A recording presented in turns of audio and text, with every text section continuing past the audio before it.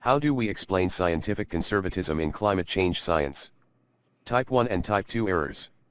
The 95% confidence limit, a social convention among scientists, or nobody wants to risk their neck. As the new climate change threatens life on land, sea, and air, some of us question how humanity allowed itself to create the conditions to end civilization as we know it. Here is one explanation. Dr. James Hansen has commented repeatedly that one of the problems with climate change-related science is the reticence, synonyms: reserve, introversion, restraint, inhibition, diffidence, shyness, modesty, distance, undemonstrativeness, uncommunicativeness, unresponsiveness, quietness, of climate change researchers. Reticence is common among scientific researchers, history shows us. From Naomi Orsk's and Eric Conway's The Collapse of Western Civilization. We have come to understand the 95% confidence limit as a social convention rooted in scientists' desire to demonstrate their disciplinary severity. Western scientists built an intellectual culture based on the premise that it was worse to fool oneself into believing in something that did not exist than not to believe in something that did.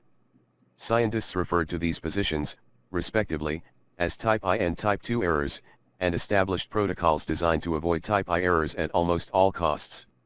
One scientist wrote, "A Type I error is often considered to be more serious, and therefore more important to avoid, than a Type 2 error."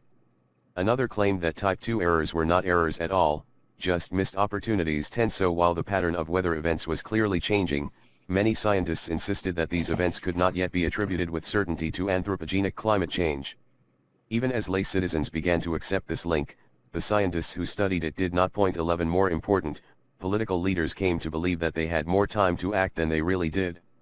The irony of these beliefs need not be dwelt on. Scientists missed the most important opportunity in human history, and the costs that ensued were indeed nearly all costs.